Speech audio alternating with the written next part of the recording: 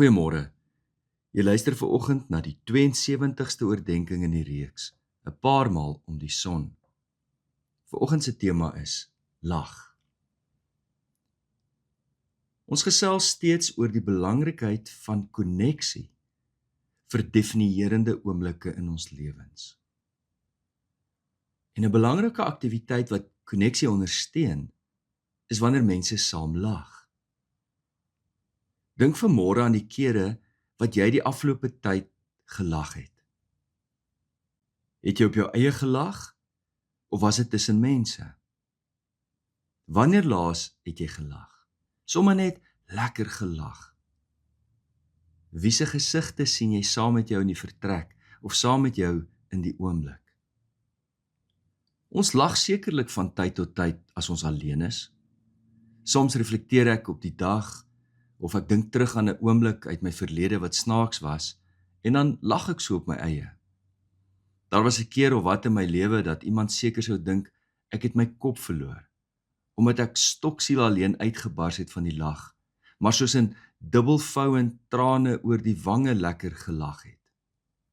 Een so 'n oomblik was die aand toe ek van 'n huisbesoek af terugkom by die huis, en ek lê op my bed en reflekteer hoe die aand verloop het. En my gedagtes gaan na die gesin toe waar ek huisbesoek gedoen het, en hulle klein Steffie, met sy haaiskerp tandjies, my ondergebed aan die hand beet gekry het. Mens verwag mos nou nie as jy bid, dat daar so 'n aanslag op jou hand sal wees nie. So te midde van die skok het ek probeer herstel en net aangehou bid.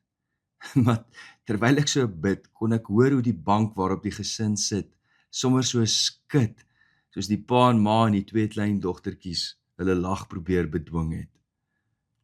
Mens kan ook op jou eie lag as jy 'n TV-program kyk of na die radio luister, maar op 'n manier is dit ook maar in die geselskap van ander mense, al is dit nou nie in persoon nie.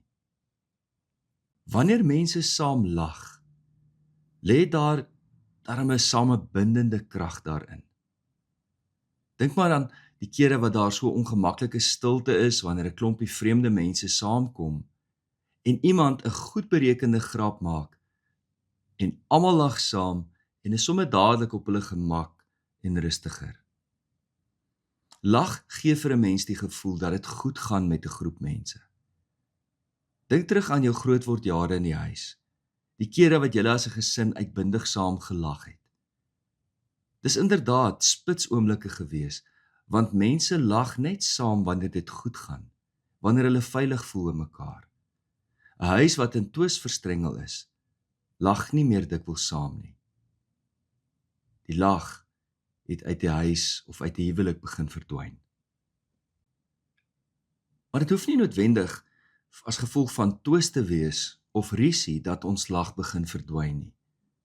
Die lewe raak so ernstig, so besig, dat ons skaars tyd het om in die oomblik te wees en mekaar se geselskap te geniet, mekaar te geniet. Sommige net oomblikke te skep waar daar uiteindelik humor na vore kan kom en ons saam met mekaar kan lag. 'n Goeie vriendin van my vertel juis onlangs hoe hulle by die see met vakansie is en haar klein biksie wat opmerk: "Mamma, jy het so lanklaas gelag." Ons dink nie altyd daaraan hoeveel ons groot mense se lag vir kinders beteken nie. Is dit nie? Vir dieselfde prys weet ons hoe lekker dit is as ons kinders so uit hulle maagies uitlag. Maar my vriendin se storie is ons almal se storie, is dit nie?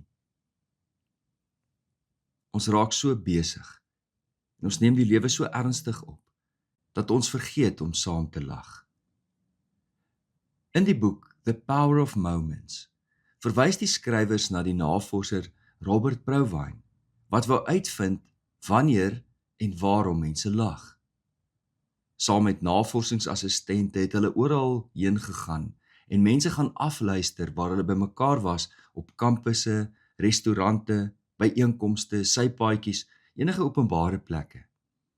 Wanneer hulle ook al iemand hoor lag het, het hulle aantekeninge gemaak oor wat gebeur het voordat mense gelag het.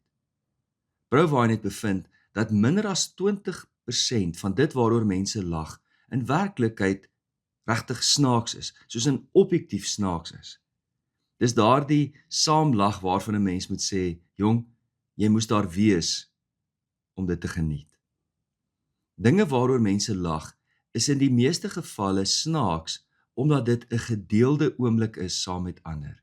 Dis snaaks in die oomblik, is 'n pittige opmerking. Mense, het hy bevind, het nie noodwendig soveel gelag vir grappe nie, maar meer vir die terloopse in die oomblik humor, wat mense gedeel het. Prouwine het bevind, mense is 30 keer meer geneig om te lag in 'n sosiale groep as wanneer mense alleen is. Hy kom dan tot die gevolgtrekking. Lag gaan meer oor verhouding as oor humor. Ons lag 'n groep tesame, as dit enigstens sin maak. Om saam te lag, bind mense saam. Dit skep veiligheid, gemaklikheid en gedeelde vreugde. Toe ek jare gelede uitraalstudent was in Oostenryk, het ek daar by hulle 'n gesegde geleer wat my lewe lank bybly. Ein Witz is nur ein Witz, wenn alle lachen. 'n Grap is net 'n grap as almal saam kan lag.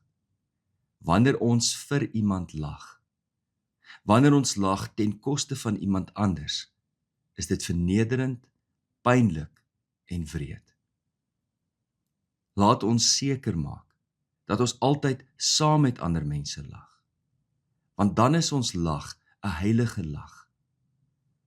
Dan is ons soos 'n orkes waar al die instrumente van dieselfde musiekstuk afspeel. Miskien het die Here vir ons lag gegee as die musiek van die siel. Mag ons vandag uitbundig saam lag. Ons gebed kom uit die groot gebedeboek en dit kom uit die 11de eeu. Kom ons bid saam. O Here, God van genade, verlos my om Jesus ontwil van my louheid en steek die vuur van die Gees in my aan. Neem weg die hart van klip in my binneste en maak vir my 'n hart wat vir U ontvanklik is. 'n Hart wat U sal lief hê, loof en aanbid, wat U sal volg en vreugde daarin vind. In Jesus naam. Amen. Ek sluit af met 'n gesegde van C. Langenhoven. Baie interessante gesegde, luister fyn. Daar is mense wat hulle oë so knaand daarbo op die hemel gefestig hou, dat hulle nie sien hoe min goed hulle hande hieronder op die aarde doen nie. Liefde en 'n geseënde dag verder.